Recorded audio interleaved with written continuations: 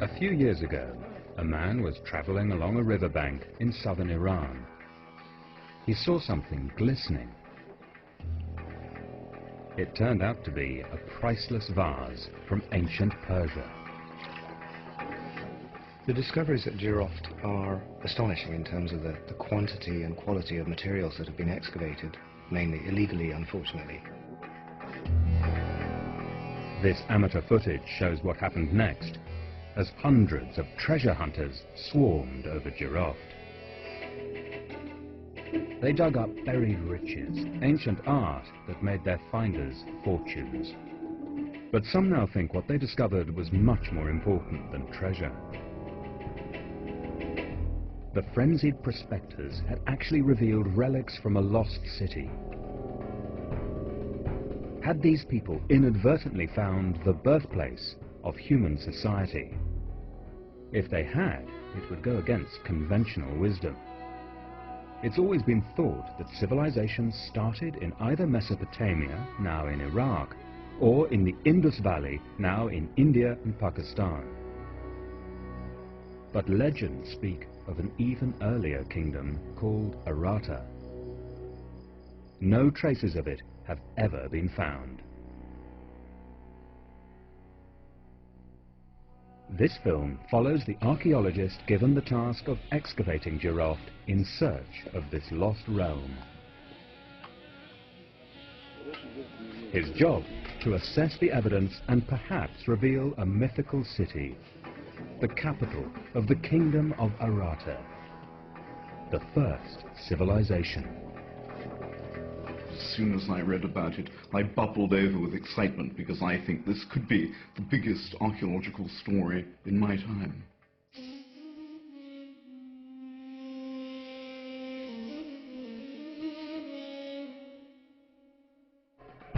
Jiroft, where the treasure surfaced, is on one of the most used heroin routes from Afghanistan.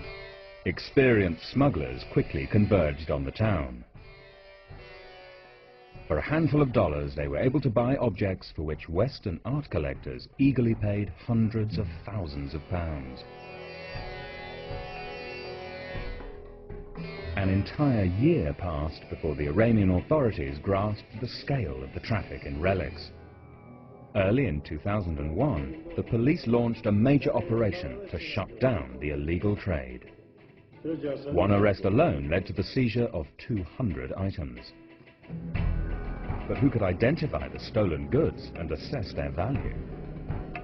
The authorities sent for Yusuf Majidsadeh. For the professor of archaeology, the summons was especially sweet. In 1984, he'd been accused of being a counter-revolutionary and forced to leave the country of his birth. 18 years later, Professor Majidsadeh was the one man from Iran with a detailed knowledge of ancient Eastern art. Even he was totally taken aback. The first time when I saw these objects, I had almost a heart attack. Oh, my heart stopped. It was not easy to trace the source of the items. Looting had been widespread. Poverty meant that whole families turned into grave robbers.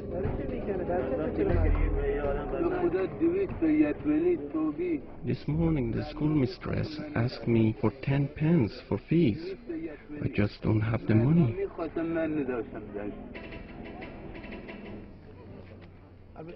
The professor faced some huge challenges: to get the local people on his side, to discover what lay beneath centuries of mud, and to find clues to an unknown ancient civilization. He had a checklist of things to look for. Had the mysterious people built large buildings? Was there any evidence they had farmed, proof they kept animals or grew crops? Did they engage in trade? Had they left records of transactions or traces of writing?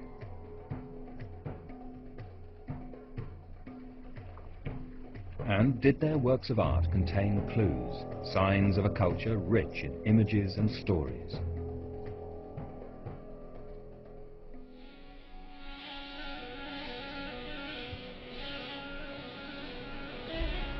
He had a long wish list, one that initially looked doomed to bitter disappointment. It had taken the Iranian authorities several months to regain control of the region. When at last the professor arrived, he discovered the robbers had laid waste to whole cemeteries. He found huge numbers of graves had been plundered and emptied.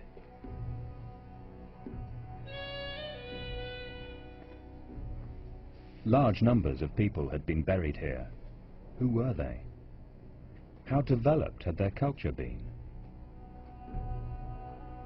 The stolen grave goods offered few clues, wrenched from their owners and their surroundings. It was pillage on a scale which was every archaeologist's worst nightmare. Archaeologists are always unhappy when sites are looted because it means that objects are taken out of context. Culture without context, I think, is the key phrase there.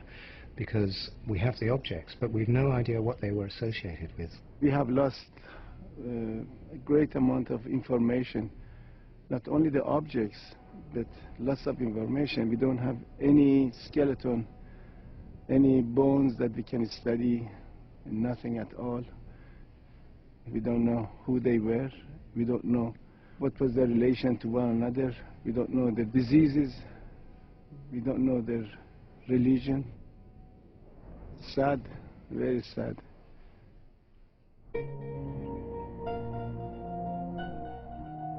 The three largest looted cemeteries were close to each other. Overlooking them was a pair of mysterious mounds.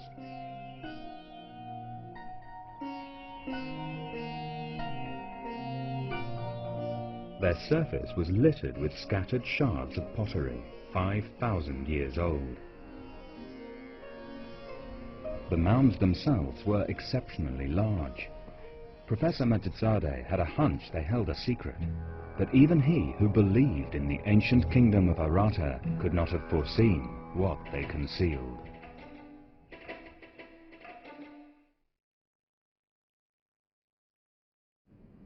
High in southeastern Iran is a major archaeological discovery.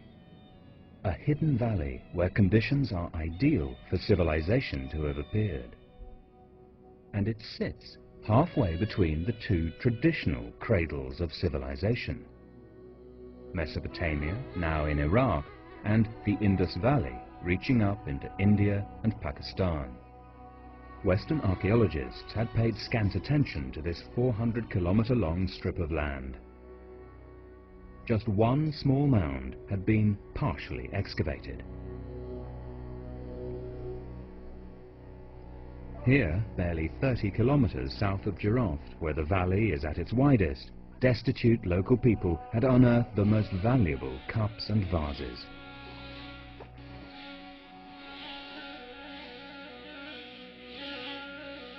The motifs etched in the soft stone were not just outstanding examples of skill, they also offered a sudden solution to a mystery that had long baffled scholars.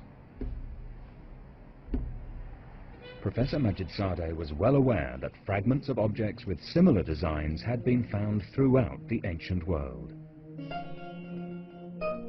1,000 kilometers distant in Mesopotamia, in Oman on the Arabian Peninsula, along the banks of the Indus, even as far away as Afghanistan. The professor knew that their source was an enigma.